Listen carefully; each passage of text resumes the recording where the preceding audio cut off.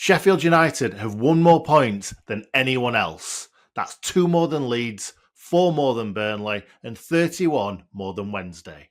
Sheffield United have won 25 games so far this season. That's 2 more than Leeds, 4 more than Burnley, and 11 more than Sheffield Wednesday. Sheffield United have got the best away record in the whole division. That being said, our top goal scorer only has 9 goals. We only have a plus 25 goal difference. That is 26 goals worse than Leeds and 16 behind Burnley. How is this possible? 15 out of our 25 wins have been by a single goal. 10 wins out of those 15 were 1-0. So how has that happened? Because Sheffield United are mentality monsters. Ole, ole, ole. Ole, ole, ole.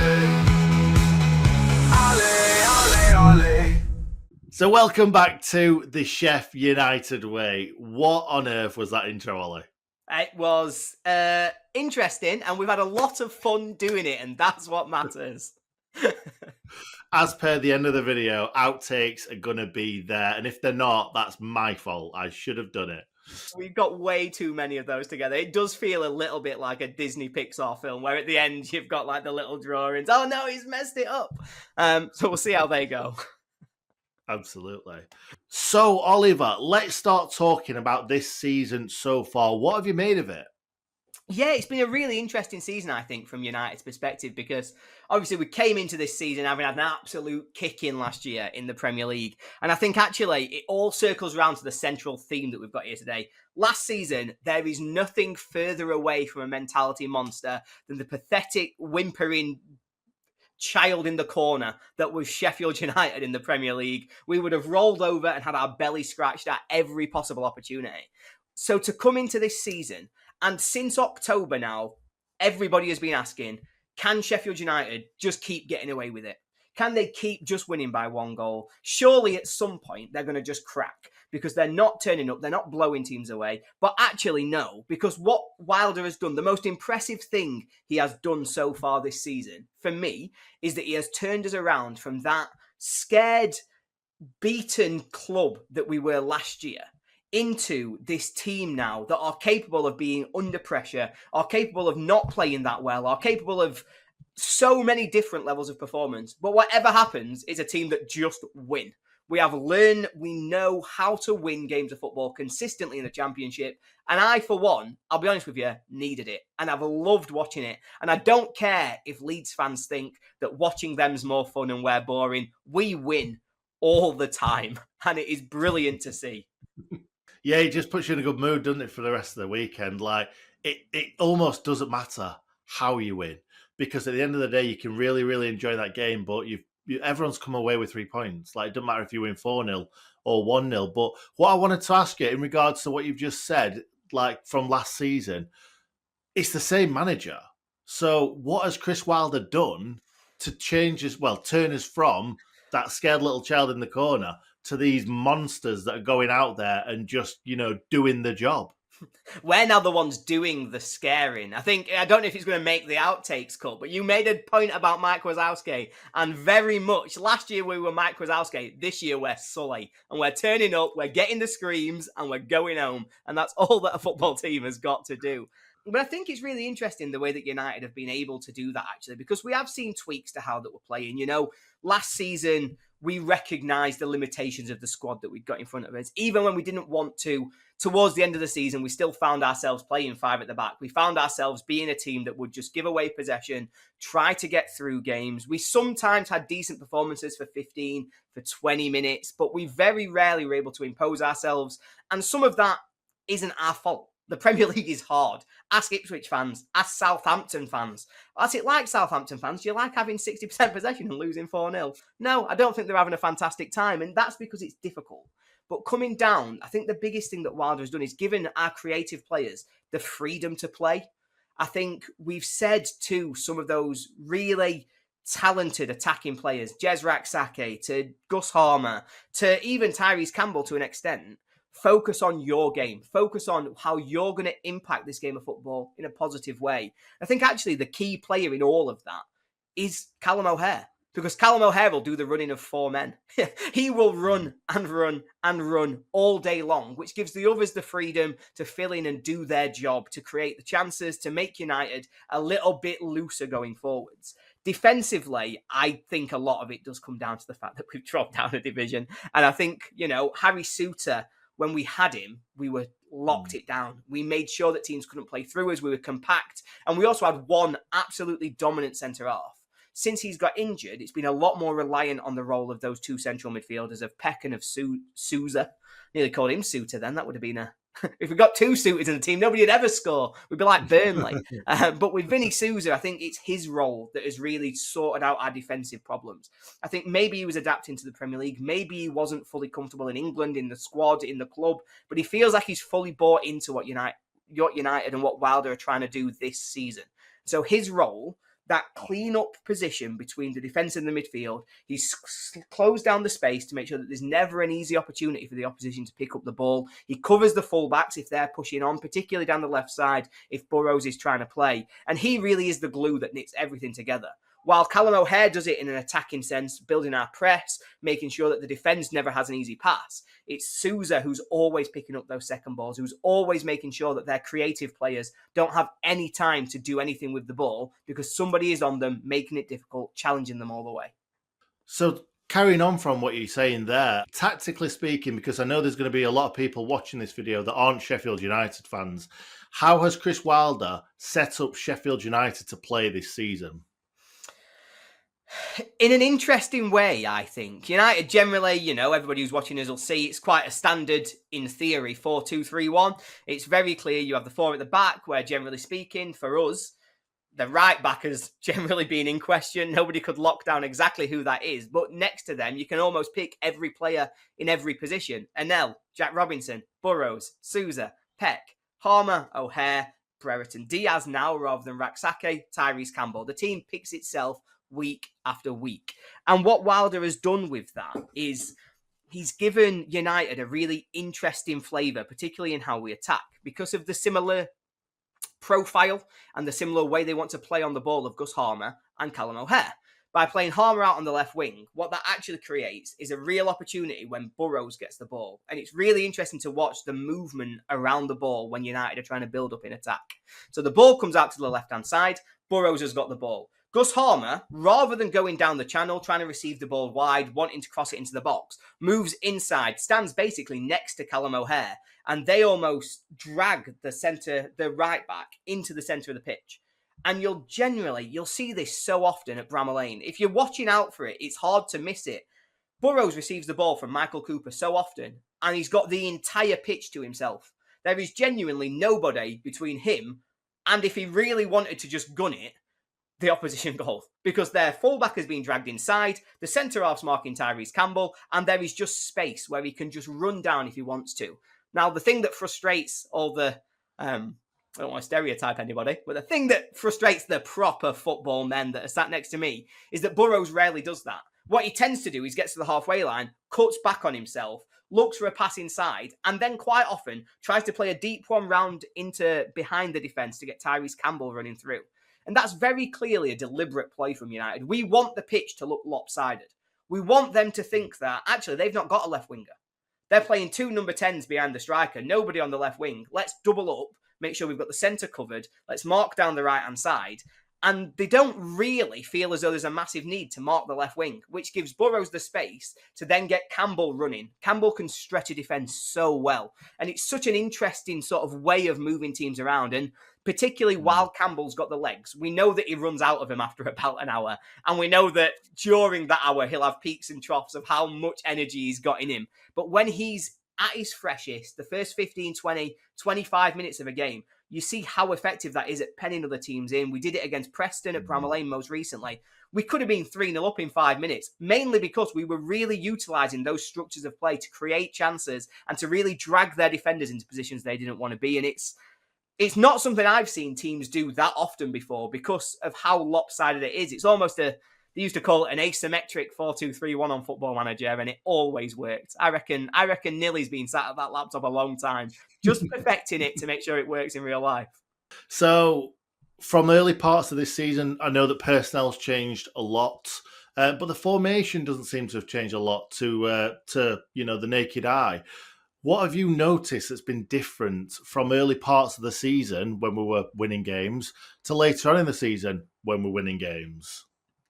I think you're right, and I think it's the personnel that's shifted within the system. It feels as though everybody really understands their role much better than they did at the start of the season. I think we saw times, I'm thinking about games like QPR at home, where we were still adapting to what we were trying to be, and we were really getting caught out by other teams' movement.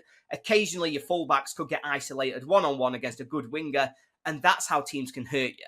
United were also playing at that time with Kiefer Moore at centre-forward. And it was a really effective way of playing in that what we did at that time, the structure I've just outlined of trying to create those spaces down the wing, stretching the defence with Campbell.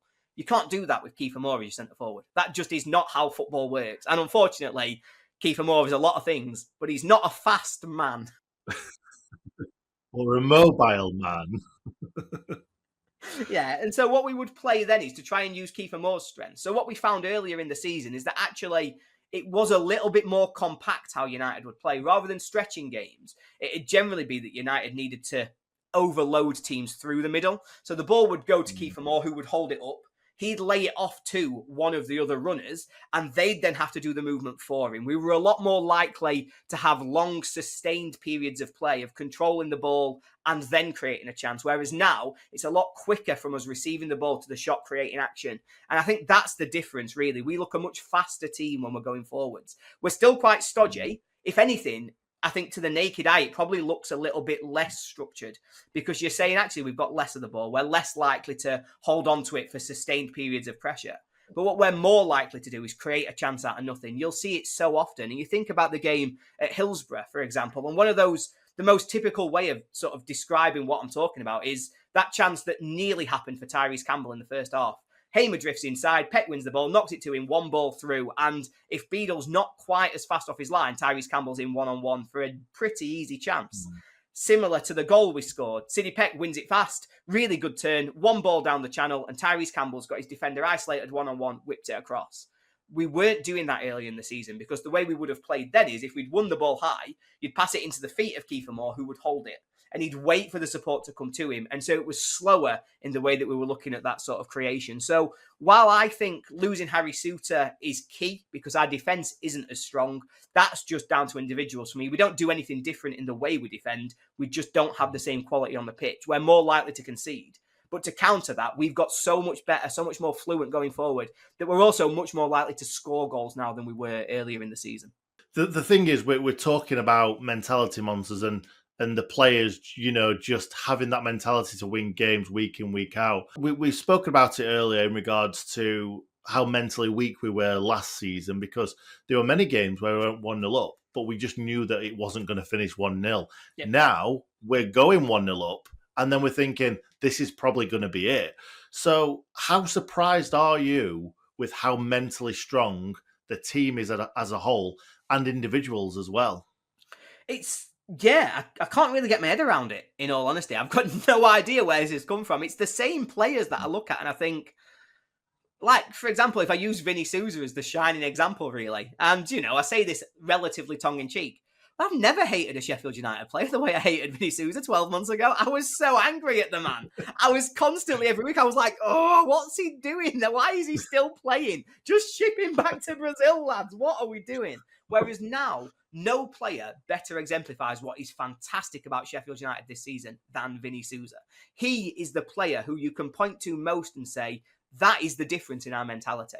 Because he's gone from somebody who might have a good 15, 20 minutes, but when the going got tough, his head went down. He stopped being as involved in games. You wouldn't see him running and chasing his man. You wouldn't see him winning his tackles and really physically dominating his opposition. Generally speaking, what you'd see is them sort of dribbling around him being positionally unaware, and generally him just not fighting with everything he's got to get back.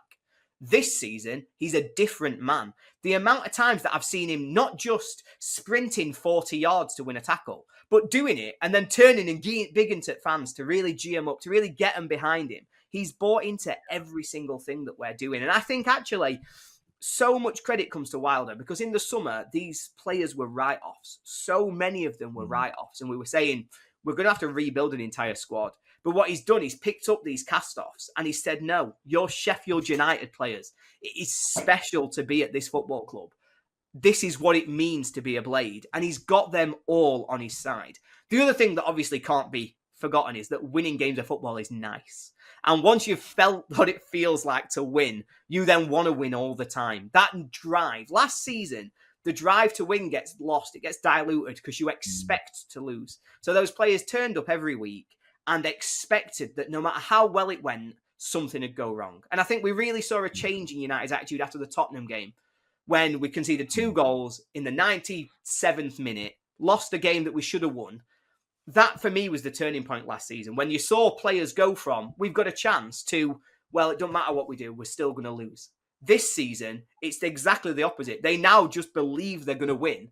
And that, it's insane. I have no idea how far that's going to carry us, but it's fantastic to see a team that care that much and just want to win.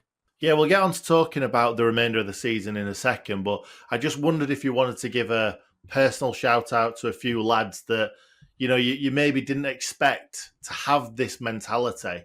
I'm going to throw it out there, and I know it's not exactly surprising because he's the sort of player that he is, but Sidney Peck coming in from, you know, he played maybe half a game last season, and then obviously he's Ollie Arblas has got injured.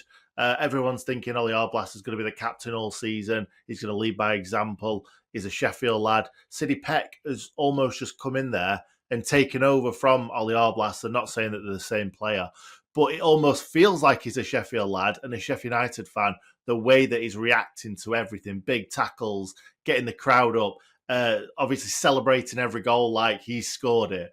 And obviously celebrating at the end with the crowd, and it almost feels more special every away win because you know you've got that sole end that you're just going to go and celebrate to rather than having to go around the whole ground. Is there any other players other than Sidney Peck, as I've just taken that one? You have taken that one, and I love Sidney Peck. For me, I cannot get over how brilliant he's been this season.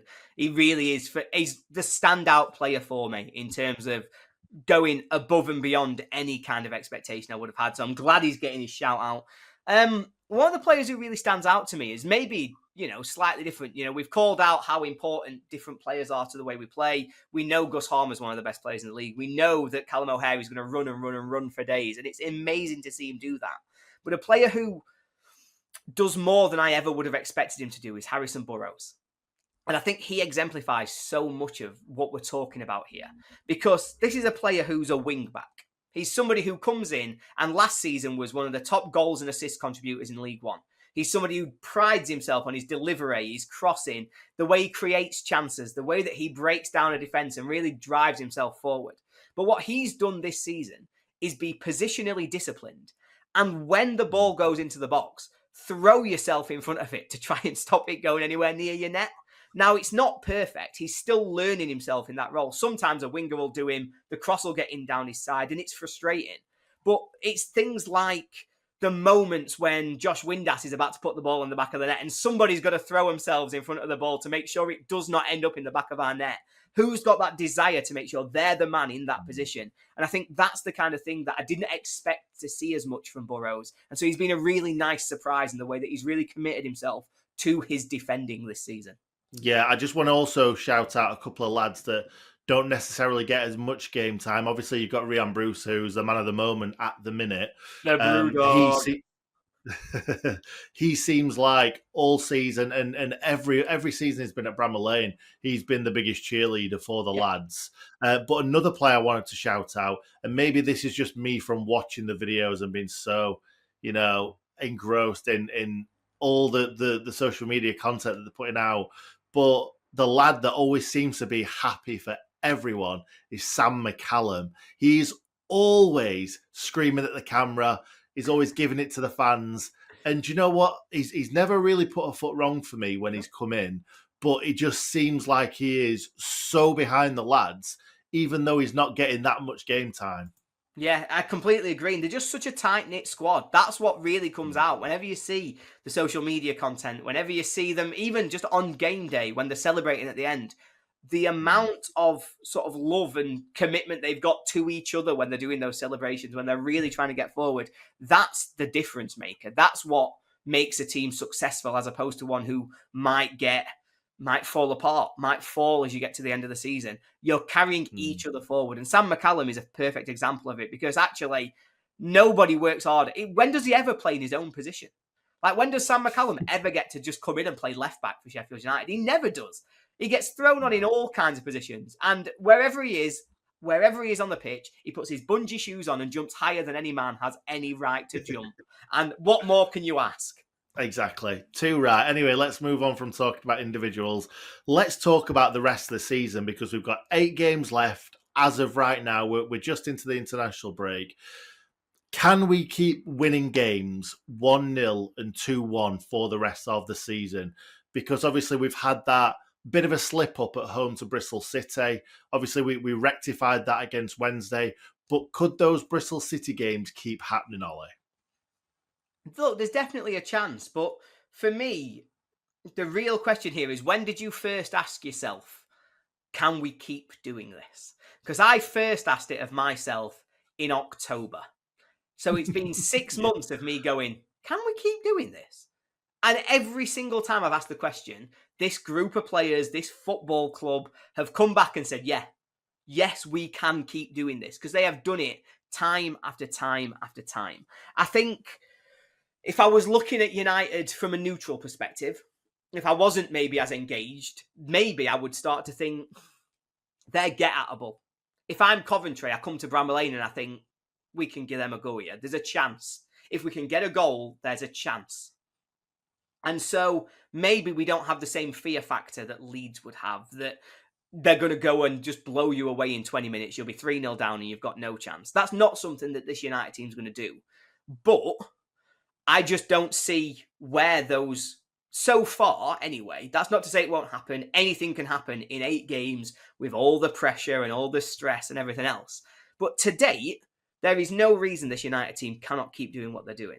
And the reason for that is that they've proven it week after week, game after game, consistently all season. Leeds, in their last 5 games, have drawn twice and lost one.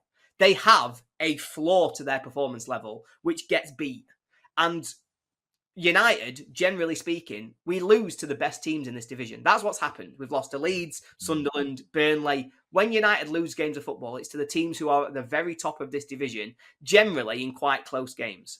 When we play everybody else, we have got more than enough to keep our performance level at the point that it needs to be to win those games of football. So can we keep doing this? 100% yes. Will we? I think we need to win 5 of the last 8 games. That gets you to 95 points. 95 points has to be enough for automatic promotion. If it's not, you hold your hands up and you go, you know what, fair cop, lads. You could not do any more than that.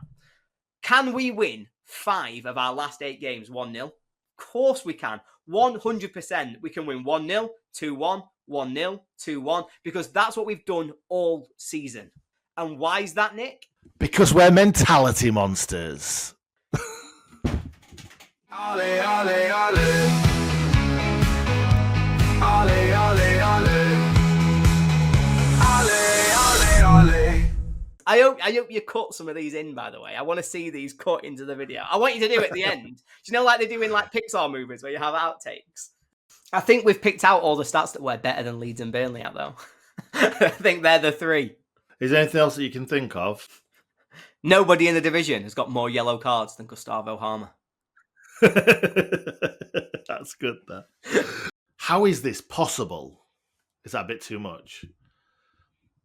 How is this possible? How is this possible? Oh, my. How is this possible? Yeah, that's the one. That's the one. That's the one. Well, 15 of our wins... Oh, no, it doesn't matter. Doesn't matter, does it? Sack it off, we'll start again. Go on, you got this. So how has that happened? You need to do it very sassy. So how did this happen? Why are you going American? You don't have any sassy Brits? No, if you're going to be sassy, I mean, unless I'm going for the big GC, how did this happen? But even that, it's not really. I mean, you've got to find these moments. And why is that, Nick? Do it one more time. We're ready. And Nick, why is that? Because we're Montality. We're Montality. Montality Mensters. Because we're Montality. Did it again. Right. Shush. Because... right.